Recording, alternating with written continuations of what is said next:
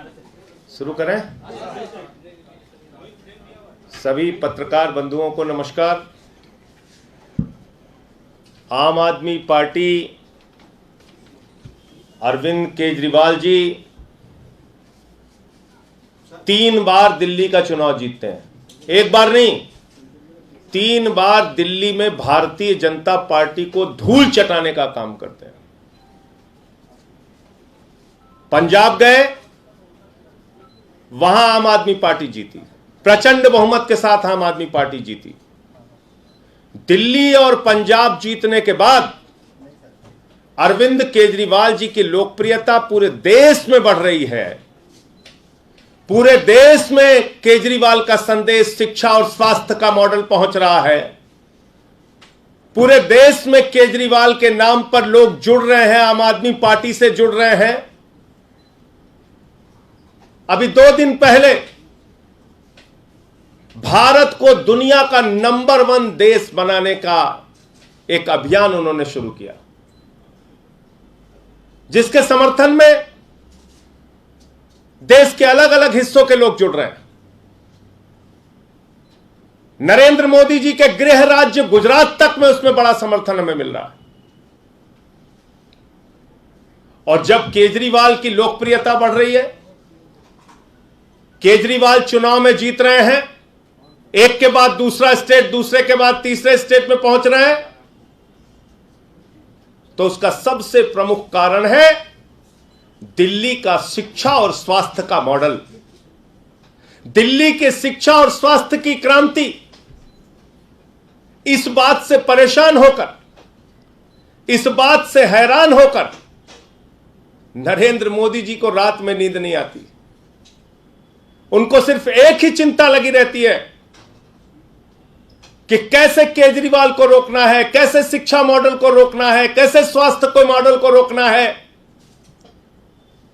लेकिन मोदी जी, मैं आपको बताना चाहता हूं, ना अब केजरीवाल आपसे रुकने वाले हैं, ना शिक्षा का मॉडल रुकने वाला है, और ना ही स्वास्थ्य का मॉडल रुकने वाला है। आपने हमारे स्वास्थ्य मंत्री को, जिसने मोहल्ला क्लिनिक का मॉडल पूरे दुनिया को दिया, जिसने पूरे देश में स्वास्थ्य के क्षेत्र में क्रांति की, उसको उठा के जेल में डाल दिया। हमारे शिक्षा मंत्री को जेल में डालने की तैयारी है। शिक्षा मंत्री को जेल में डालने की तैयारी कैसे हुई, कब हुई? बहाना क्या लिया जा रहा है? शिक्षा और स्वास्थ्य 2 ऐसा क्षेत्र है जहां पर केजरीवाल का मॉडल, दिल्ली का मॉडल पूरे दुनिया और पूरे देश में लोकप्रिय हो रहा है। अमेरिका का वो अखबार जो नरेंद्र मोदी जी की सरकार के बारे में छापता है कि कोरोना के दौरान लाखों लोगों की मृत्यु हुई,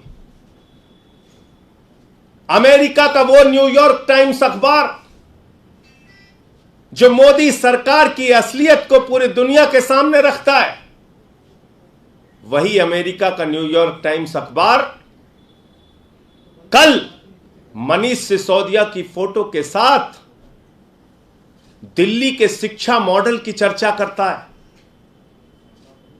मनीष सिसोदिया के फोटो के साथ दिल्ली के शिक्षा क्रांति की चर्चा करता है, केजरीवाल के मॉडल की चर्चा करता है। इस बात पर पूरे देश को खुश होना चाहिए। पूरा देश इससे खुश है कि आज पूरे दुनिया में मनीष सिसोदिया की चर्चा हो रही है, पूरे दुनिया में उनके शिक्षा क्रांति की चर्चा हो रही है, पूरे दुनिया में केजरीवाल मॉडल की सराहना हो रही है। लेकिन शर्म आती है, हमारे देश के प्रधानमंत्री की सोच इतने छोटे स्तर की सोच है कि दूसरे दिन ही वो मनीष सिसोदिया के घर पे सीबीआई भेज देते हैं।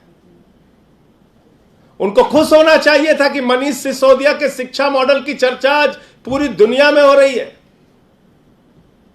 लेकिन वो बौखलाकर दूसरे दिन सीबीआई का छापा डलवा देते हैं। और मसला शराब नीति नहीं है, याद रखिएगा। मकसद शराब नीति की जांच कराना नहीं है, याद रखिएगा। किसी को गलतफहमी हो तो अपने दिमाग से दूर कर लीजिए।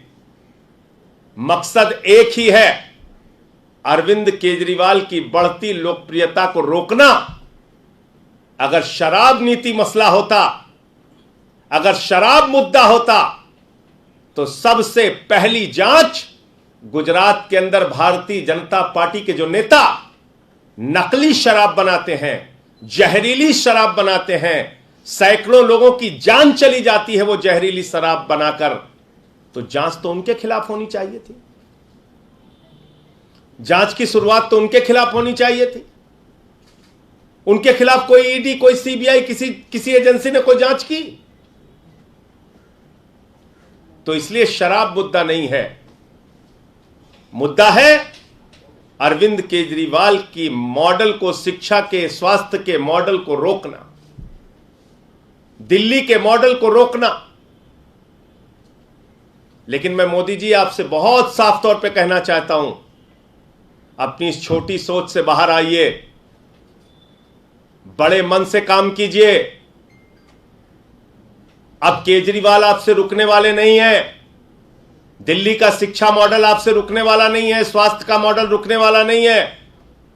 पहले भी आपने सैकड़ों प्रयास किए हैं, अब भी कर लीजिए। पहले भी आपने मुख्यमंत्री के दफ्तर पे सीबीआई का छापा मारा है, क्या निकला? आज तक कुछ नहीं निकला। मनीष सिसोदिया पे सीबीआई का छापा मार चुके हैं, क्या निकला? कुछ नहीं निकला। हमारे 40-40 विधायकों को पकड़ के जेल में डाला, कुछ क्या निकला? कुछ नहीं निकला। अब रोज सीबीआई ईडी, इन एजेंसियों को, दिल्ली पुलिस, इनको आपने मजाक बना रखा है। कराइए जांच, और हम तो स्वागत करते हैं, आप जांच कराइए जितनी जांच करा सकते हैं। न पहले कुछ निकला, ना अब कुछ निकलेगा। आपका चेहरा जरूर पूरे देश के सामने बेनकाब होगा। यह मैं बीजेपी और नरेंद्र मोदी जी से कहना चाहता हूं। मुझे इतनी बात कहनी थी। आपका कोई प्रश्न हो तो आप पूछ सकते हैं। संजय जी, मनीष जी के यहाँ पे जो सीबीआई का रेड पड़ा है वो शराब नीति को लेकर, दिल्ली एक्साइज पॉलिसी की आप तमाम बातें कर रहे हैं, लेकिन उस पॉलिसी के अंदर में जो आरोप लगा है कि शराब कारोबारियों को मुनाफा पहुंचाया गया, 144.36 करोड़ का जो फीस है माफ किया गया, नीतियों के अगेंस्ट जाके काम हुआ, ये सब कुछ पब्लिक, इन सारी बातों पर 1000 बार जवाब दे चुके हैं हम लोग।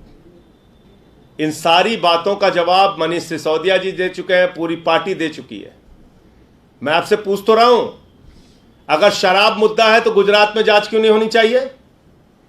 जहां पे जहरीली शराब से बीजेपी नेताओं ने, एक जिला पंचायत का सदस्य पकड़ा गया था भाजपा का, जिसके घर में जहरीली शराब, नकली शराब बन रही थी। क्या कार्रवाई हुई ईडी सीबीआई की? क्या कार्रवाई होती है बीजेपी नेताओं पर ईडी सीबीआई की? येदियुरप्पा जेल गया, हेमंत विश्व शर्मा पे जो जांच चल रही थी वो जांच में कुछ निकला? क्या निकला बताइए? नीरव मोदी, मेहुल चौकसी 20,000 करोड़ लूट के भाग गए, कुछ हुआ?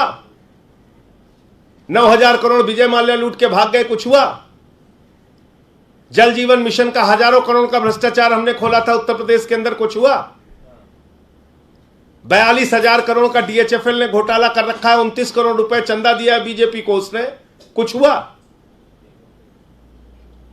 मैं आपको फिर दोहरा रहा हूं, मकसद इनका बहुत साफ है, अरविंद केजरीवाल की बढ़ती लोकप्रियता को रोकना।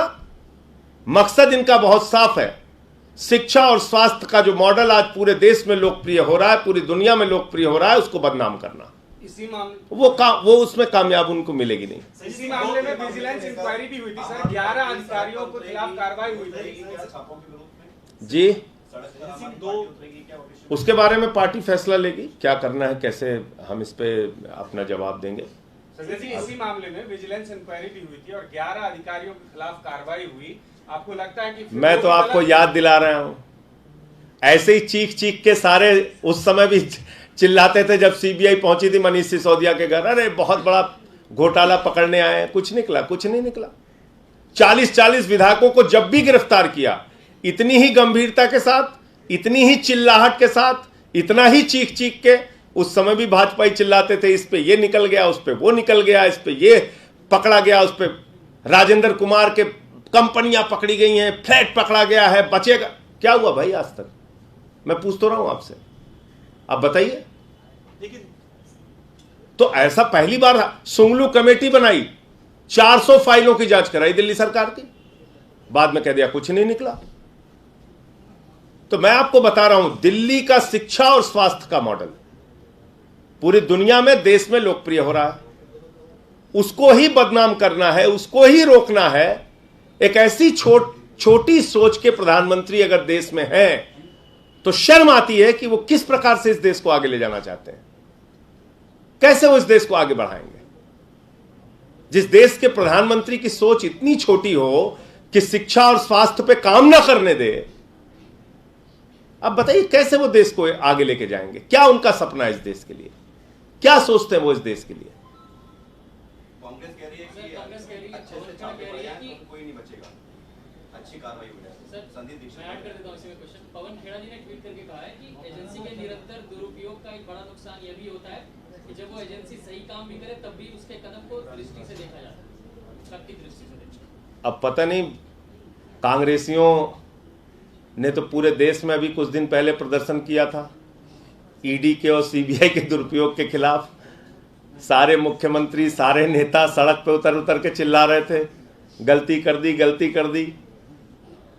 तो कांग्रेसियों का अगर ये दोहरा नजरिया है तो वो अपना वो जाने। संजय सिंह के दो सवाल है। अगर आपका एजुकेशन और हेल्थ मॉडल सक्सेस है, जो ऐसा आप कह रहे हैं, हालांकि अपोजिशन पार्टी ऐसा नहीं मानती, तो ऐसा तो जरूरी नहीं कि अगर दो मॉडल सक्सेस तो बाकी के पॉलिसीज में, बाकी के नीतियों में कोई करप्शन नहीं हुआ होगा। अगर आपको लगता है कि मैंने आपके सामने सिर्फ एक सवाल पूछा जिसका जवाब कोई नहीं दे पा रहा है। एक ही सवाल आपसे पूछा कि अगर वास्तव में शराब मुद्दा है तो जहरीली शराब से जिस गुजरात में 100 लोग से ज्यादा मारे गए, वहां पर किसकी ईडी और सीबीआई की जांच हुई अब तक? बताइए मुझे। कौन सा बीजेपी का नेता पकड़ा गया? बताइए मुझे। बीजेपी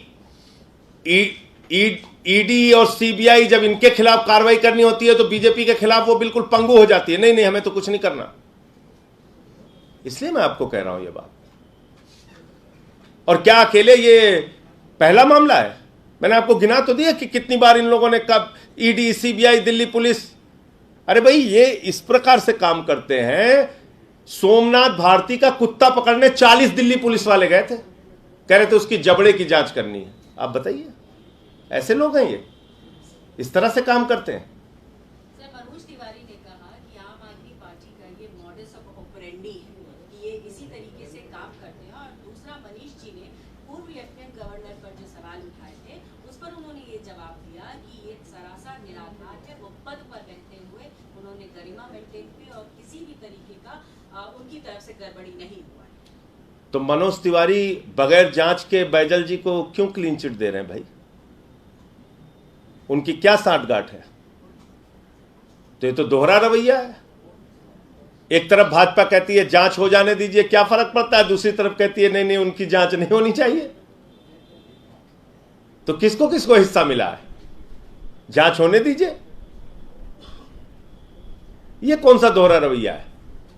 एक तरफ तो कहते हो गर्दन दबा दो, फांसी पे चढ़ा दो, उल्टा लटका दो, और दूसरी तरफ कहते हो कि क्यों जांच होनी चाहिए।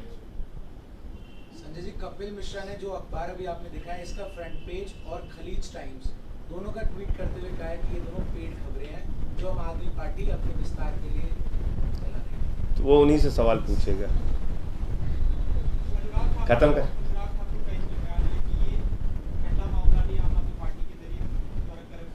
अनुराग ठाकुर इस देश के मंत्री बने, यही सबसे बड़ी अफसोस की बात है। गोली मारो छाप नेता इस देश का मंत्री बना हुआ है, वो बयान दे रहा है, आप उसके बयान को गंभीरता से ले रहे हैं और मुझसे सवाल पूछ रहे हैं। वो सब गोली मारो छाप नेता हैं, उनकी बातों को मैं गंभीरता से नहीं लेता।